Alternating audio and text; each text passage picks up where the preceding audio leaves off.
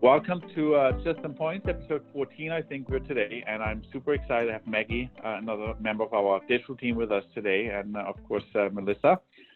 And so I'm looking forward again, what's new this week. And Melissa, why don't you get started? Sure. So my biggest thing that I found this week was a very interesting study about user trends in connected TV. And according to a survey that was put out recently, roughly 80% of American consumers have at least one streaming service, which is compared to 73% before the pandemic hit. So that's a pretty sizable increase in the last couple of months in terms of the usage for connected TV. And a lot of digital marketers are kind of expecting this to just continue to grow even further. And because one of the biggest, drawbacks with connected TV was people were always a little bit weary about the scale. Traditional TV always had, that was like their leg up on connected TV. They always had the bigger scale, and marketers are predicting that, especially coming into the end of 2020 into 2021, that's no longer going to be an issue, and that people are really going to start picking up on the scale of connected TV. And they're really going to start making a difference in the advertising distribution, as well as we continue to see more and more different models of pricing and models of advertising. So it was a very interesting study to read about. Yeah, that's very interesting. Did you see any numbers or anything on how many people use multiple services? Because I think the one thing that I remember last year, I was looking into buying stock, and we were saying, oh, Netflix is being threatened by, Disney and Apple and whatever. And I remember us having a conversation. I said, I think people will just start buying, subscribing to all of them or to many of them, and not just one. Yeah. Was there any information on that in that study or not? No, not in this study. I did try looking it up. I don't think people have really reported on it yet, because a lot of the streaming services are new in the last couple of months. Like HBO Max just came out. NBC's Peacock came out I think a week or two ago. So I think that you're going to start seeing those numbers towards the end of the year. Yeah. I've seen it also just in the behavior of, when you talk with people, that makes me believe that most people have more than one. When even among colleagues, when you talk, said, oh, what have you watched recently? And then somebody says, well, I've been watching this or that, and then people just say, on which service is it? Yep. They just, because you just assume, it's the same with Prime, Amazon Prime. It's just a matter of, okay, tell me where it is, and I'll watch it there.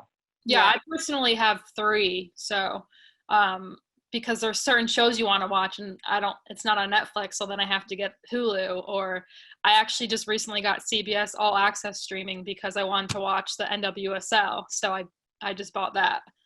Mm-hmm. Oh, yeah. Hey, shout out to Sky Blue. They lost in the semifinal. Yeah, I know. Unfortunately, against Chicago. But they had a good run. Yeah, they had a good run. It was about time again. So that's interesting. So also the interesting will be to see how much they ramp up, or how they actually do want to capitalize on advertising, because it's like a fine, a small path they have to run, they walk, because people will get, will not be happy if they all of a sudden they have to watch a lot of advertising in platforms where they are not used to. Yeah, actually, one of the statistics in this is that only a third of American consumers wanted to pay for a no ad experience. So actually a very large majority are not willing at this point to pay for no ads whatsoever. Most of the consumers are willing to, they have an ad tolerance between 7 and 14 minutes per hour. Right now. Wow. Mm-hmm. Well, I'm surprised about that. My topic actually kind of rolls into Melissa's.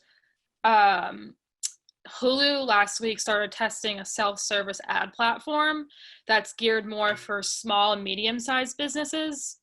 They normally do most of their work with the top 200 US brands, but they are now testing this ad platform so smaller companies can reach such a highly targeted audience, and have that opportunity, which is pretty cool. And they also put in a stat saying that 90% of 13 to 54-year-olds watch TV on a streaming platform.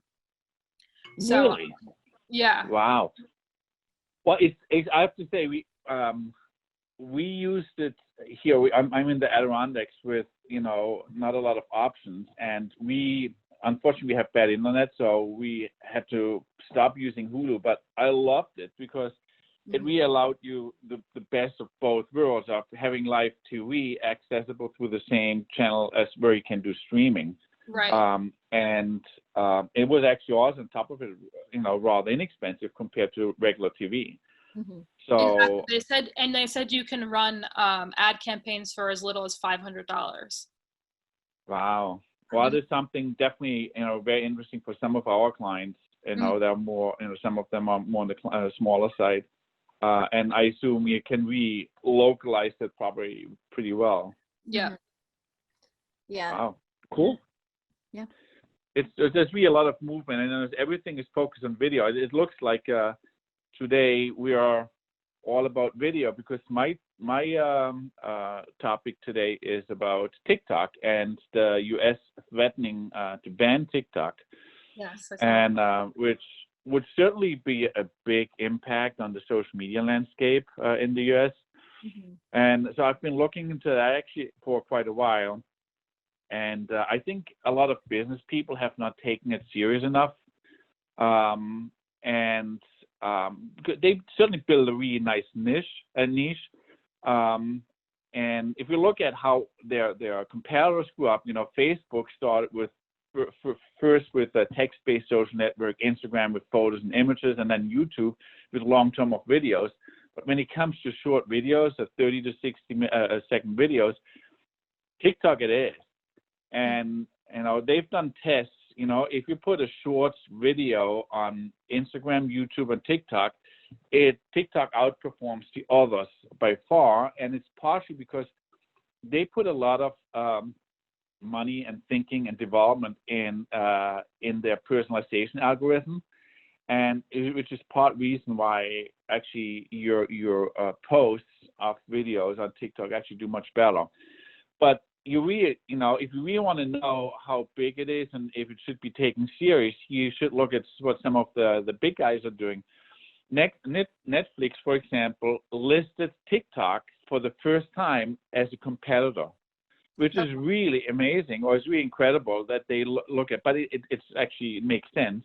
But I never thought about it this way. So they don't just look at it as a social media network. They look at it as a competitor in the space of video. Right. TikTok is now actually reaching out. In the UK, they are engaging and forming partnerships with more serious content providers, because they want to expand it more into education and other areas, which really is clear sign that they it's not just about the funny dance videos. Disney is considering TikTok really interesting, and also interesting enough, safe channel to reach young audiences. Yep. And they will anticipate that more high quality video content will make its way onto TikTok as well. And then so it's really expanding. And then I looked into healthcare and TikTok. There's a lot of content. Obviously, there's a lot of stupid and funny stuff too. But it's clear that also even healthcare providers are really starting to use it as a really interesting channel. So the result on TikTok at the moment is they in March they were listed they were listed second, right behind Facebook in terms of time spent on the platform, with 564 minutes on the platform, which is a lot. 564 minutes for the month as an average. So so all of this, and I've been tracking this quite a while, but it really hit me how big that threat of a ban was or is. When I got a text message from my 20-year-old daughter this week. Out of the blue, she texted me and said, they're about to ban TikTok, and you better buy Snapchat stock, because I think everybody will go back to Snapchat. Although she did admit that Snapchat is not a replacement for TikTok, but it was her. So I thought, wow, this was me coming out of the blue, and I see it even within the family, you know, how it's being used and how much time is being spent. I personally don't believe that they will be able to ban TikTok, because first of all, the privacy arguments that they are making, I think, can't be made the same way as, you know, with the Huawei hardware. Yep. And then second, I think it would re-expose all the US-based social media giants greatly on foreign soil. And top of the list, Facebook. Because then others would make the same argument in other countries. So I think we'll continue to have Facebook. For me, the bottom line is we should, as marketers and as companies, we should really look into more seriously how to use TikTok for marketing and for companies and getting a message out and even creating more meaningful content, you know. So I don't see our doctor clients doing funny dance videos in order to get the message out, but I think that there are other opportunities and other channels now within TikTok how you can use that. Yeah, I've actually seen a lot of physical therapists on TikTok showing you the type of stretches to do for certain injuries and all that type of stuff. So, oh really? Yeah. I think a lot of what you can see is that when businesses do post it on TikTok, they're also posted on other channels too. Yeah. Mm-hmm. Yeah, I think that's like a big portion of this, is that ultimately, like, I don't have TikTok, but I can't tell you how many TikTok videos I've seen on Instagram. People just like screen record videos or just save the videos and re-upload them into other channels. And it's about like that integrated marketing, that seamless channel that you are being found, whether you are trying to or not, you're being found across all of them, across Twitter and Instagram, Facebook, TikTok. It doesn't matter. Right. No, I agree.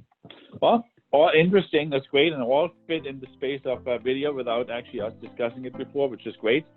So I hope it was interesting for everybody else, and see you next week for episode 15.